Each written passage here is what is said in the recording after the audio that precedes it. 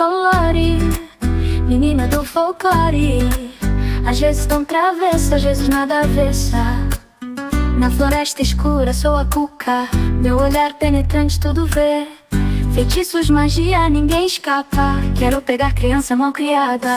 Menina tricolore, menina do folclore. Às vezes tão travessa, às vezes nada avessa.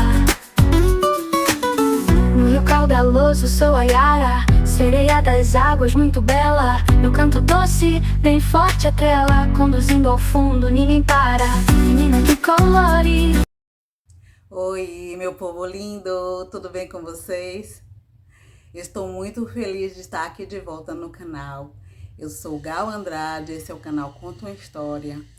E eu gravei alguns vídeos referentes ao passo a passo, ao andamento, à rotina com a minha mãe. Mas antes de qualquer coisa, que específica desse vídeo, eu quero agradecer a várias pessoas que estão se inscrevendo no canal, estão interagindo comigo, mandando comentários.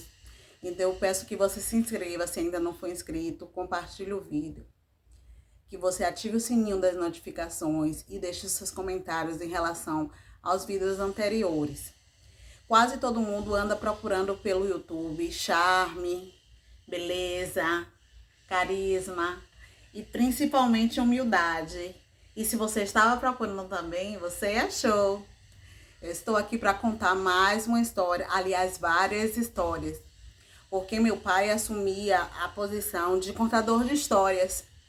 E ele disse que na infância dele, ele sempre teve contato com histórias, porque minha avó tinha um armazém, minha avó ficava atendendo os clientes e quase sempre um cliente gostava das histórias dos outros. Então eu vou contar mais especificamente como meu pai aprendeu essas histórias, que ele parava na infância dele, que ele gostava também, ficava ali atento, ouvindo aquelas histórias de alguns contadores de história mais velhos e muito carismáticos.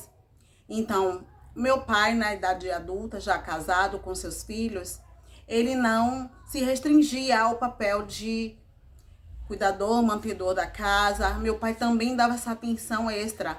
Ele contava histórias para os filhos, ele cantava para os filhos dormirem. Nos vídeos anteriores eu já comentei, já expliquei que somos 7 filhos. Então o meu pai era aquela pessoa que estava o tempo todo ao lado.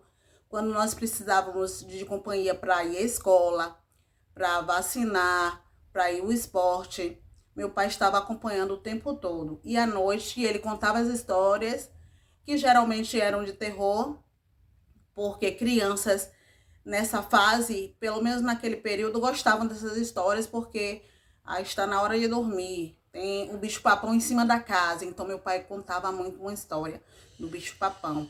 Ele também contava a história da sucuri, que é uma cobra gigante. Ele contava a história do lobisomem, da caipora.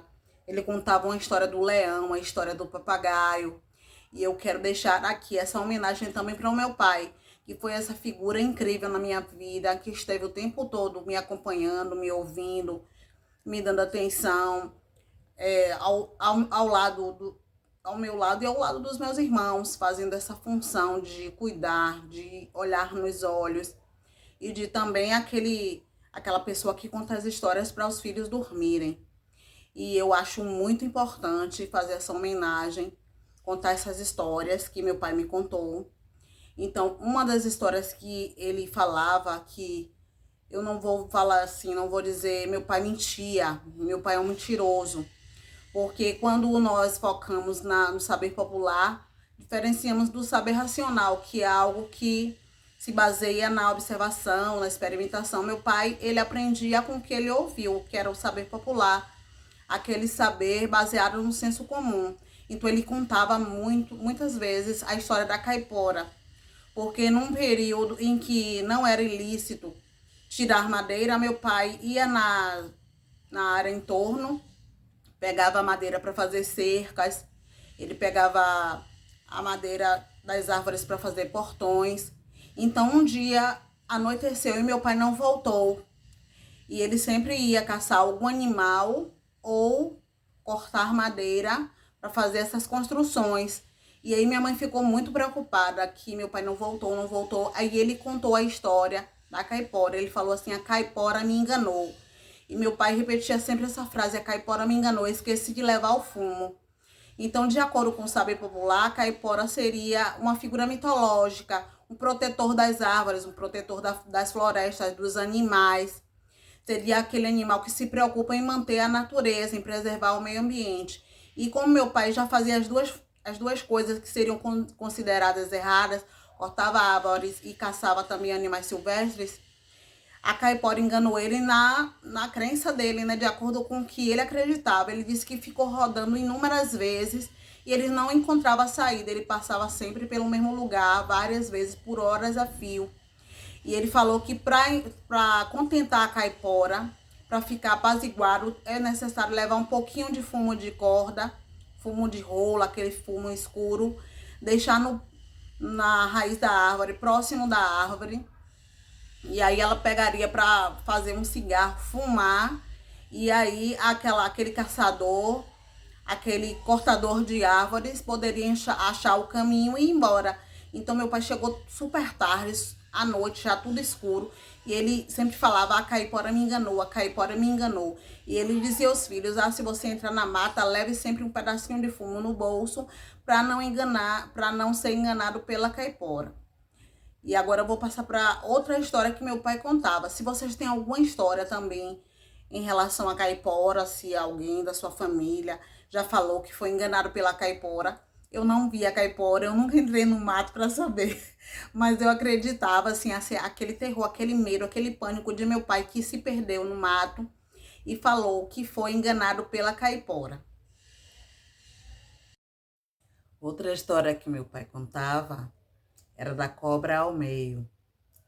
Como minha avó tinha uma venda que antigamente a gente chamava de armazém, à tardezinha, algumas pessoas, alguns clientes, fregueses de minha avó, sentavam próximos ao balcão. Então minha avó já deixava uma cadeira e eles sentavam ali e outros clientes se aproximavam para ouvir aquelas histórias.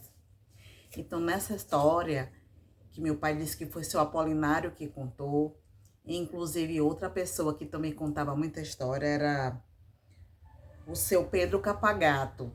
Então, seu Apolinário contou que um dia cedo ele saiu para procurar as armadilhas que ele tinha deixado na noite anterior, porque ele colocava em pontos estratégicos algumas armadilhas e aí, na sequência, depois de algumas horas ou no dia seguinte, ele passava e conferia aquelas armadilhas.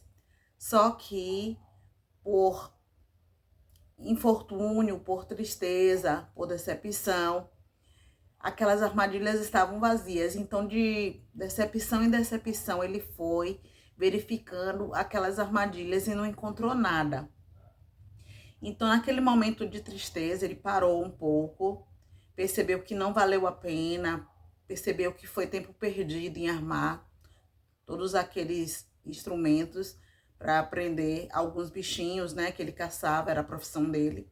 Ele ouviu um barulho, um silêncio, no meio das folhas secas. Ele percebeu que era uma jiboia. Na história que meu pai relatou, ele fala que a jiboia era venenosa e que uma mordida dela era mortal. Eu não tenho certeza, não pesquisei essa informação. Mas meu pai disse que seu Apolinário tirou um facão da cintura para se defender, para preservar a vida dele, e deu uma facãozada bem no meio da jiboia. Só que a parte da cabeça da jiboia se desviou, sumiu e também rastejou até as árvores e desapareceu. E aí, seu Apolinário, percebendo que aquele dia não estava sendo de sorte para ele, porque ele não tinha conseguido nenhum sucesso com as armadilhas, e além disso a cobra apareceu para ele, ele preferiu ir embora para casa. E aí, na rotina dele em casa, ele sentiu sono e resolveu ir dormir. Quando ele já estava cochilando, ele ouviu um barulho. E ele ficou bem surpreso, né? Porque quem chegaria aquela hora da noite na porta dele? Mas os barulhos eram tão altos, tão fortes, cada vez mais altos. na porta dele e ele ficou bem impactado, bem impressionado, perdeu o sono. Ele acreditou que era alguém, então ele levantou da cama e foi olhar pela fresta da janela, porque aqueles barulhos não paravam, né? Ele abriu a janela e viu que tinha o pedaço da cobra que sumiu no meio das árvores, batendo na porta da casa dele. E ele ficou muito assustado, ficou muito surpreso. Ele falou: que cobra desaforada. Deu alguns palavrões, isso meu pai me falou, né? Xingou a cobra, ficou com muita raiva e resolveu dar uma lição. Então ele abriu um pouquinho da janela e conversou com a cobra. Claro que o realismo fantástico faz parte dessas histórias do povo antigo, dos nossos pais, dos nossos avós. Meu pai já tem mais de 80 anos. Então, quando meu pai contava, eu acreditava. Então, ele falou que pela janela ele abriu um pouquinho. Então, seu Apolinário falou com a cobra: o que é que você está fazendo aqui? O que é que você está procurando? Por que você veio para cá, sua desaforada? E a cobra falou assim para seu Apolinário: eu quero a minha outra metade. Eu quero a parte que você arrancou. Você me cortou ao meio, eu vim buscar a outra parte. Ele: que parte? Não tem parte nenhuma aqui. Vai embora, não tem nada aqui para você. E a cobra continuou insistindo: eu quero a minha outra parte, eu quero a minha outra parte. Mas seu Apolinário percebeu que não ia convencer a cobra, que não tinha como explicar que a cobra não estava lá, que aquele pedaço não tinha ficado lá. E na parede tinha alguns cipós que ele já pendurava, alguns objetos que ele usava, né, para montar o cavalo, né, para tanger o cavalo. E aí ele pegou aquele cipó, abriu a porta e deu muitas cipuadas na cobra. E a cobra fugiu, a metade da cobra. Então, a história, eu coloquei um título assim que eu achei bem interessante: a cobra ao meio. E fiz até um desenho da cobra assim dividida. Mas quando meu pai contava essas histórias, ele era tão enfático, ele era tão incisivo, ele era tão convincente que realmente... Então, acredito que naquele cotidiano bucólico, naquela área rural, essas coisas eram tão impactantes, tão impressionantes, tão hipnotizantes, porque não havia televisão, né? Não havia energia elétrica, e era uma diversão e tanto. E eu gostaria muito de ter ouvido pessoalmente seu Apolinário e seu Pedro Capagato, que eles contavam essas histórias e que hipnotizavam as pessoas e que não deixavam as pessoas a desejar, né? Todos os dias eles contavam histórias incríveis, eles eram muito bons contando histórias. Outra história que meu pai contava era a do papagaio. Então, na rua que minha avó morava, chamava Rua da Guine, eu acredito que no futuro teria a rede elétrica, era uma rua de uma torre alta. Ele falou que morava uma mulher que tinha um papagaio. E todos os dias a mulher pegava o papagaio e colocava num banco na frente da casa. A questão é que a vizinhança não gostava do papagaio. O papagaio era muito falador, mas era de uma personalidade intrometida, incisiva, questionadora. Então, quando as pessoas passavam na frente da casa, o papagaio dizia algo, ou questionava, ou dava alguma dica, e ele se metia na rotina das pessoas da rua. Um vizinho acordou atrasado e queria pegar o ônibus, então ele se arrumou e passou correndo na frente da casa onde o papagaio estava. E o papagaio disse: o que é isso? Tá correndo para onde? Vai fazer o quê? E o vizinho ficou muito chateado, disse: cala a boca, não te interessa. E ele disse: volte aqui, pare de correria. Então o papagaio era muito irritante, muito chato.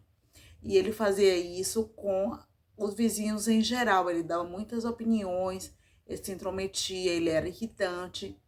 Mas todos os dias a dona dele colocava ele num banco na porta.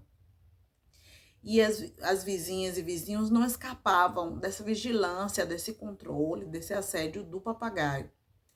Então, um dia, a dona dele precisou sair e pediu para a vizinha para ficar com a chave da casa.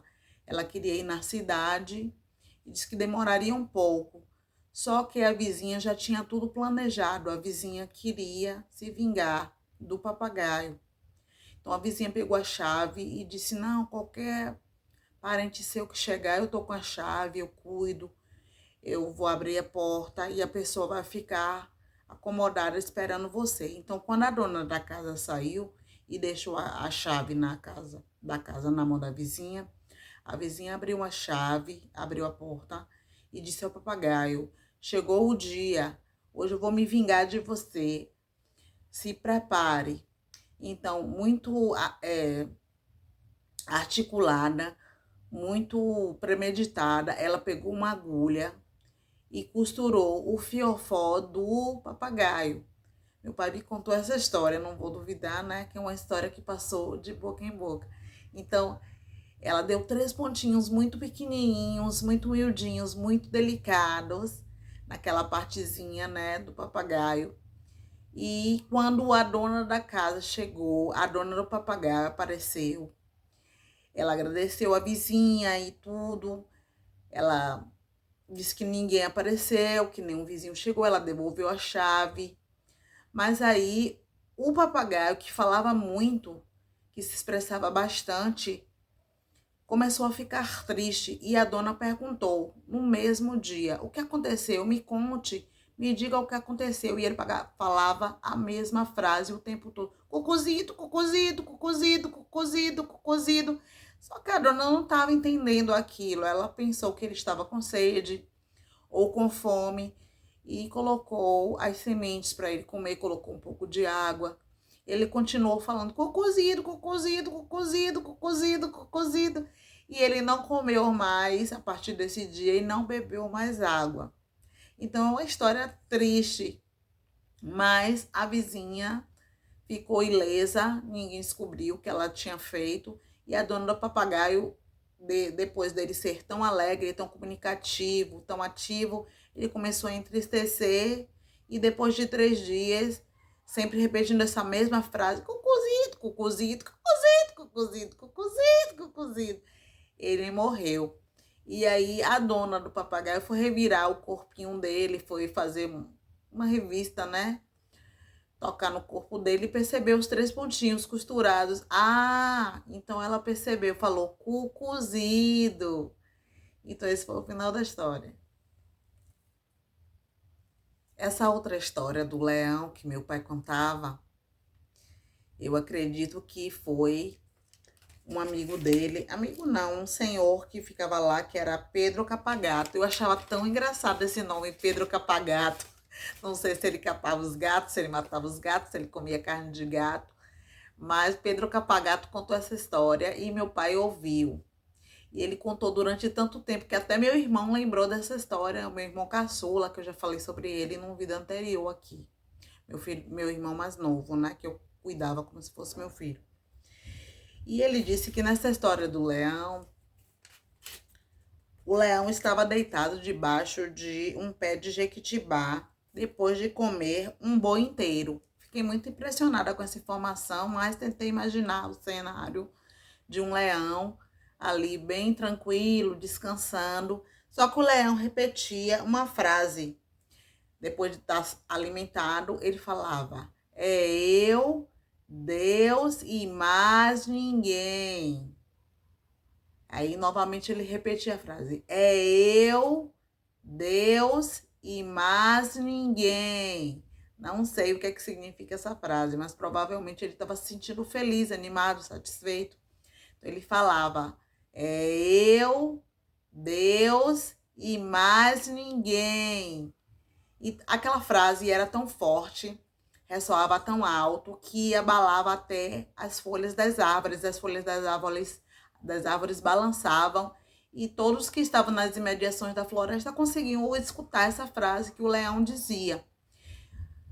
E dois caçadores se aproximavam. Meu pai, ele lidava em áreas rurais, então as histórias permeavam por esse cenário de caça, de mata, de animais, misturados com folclore.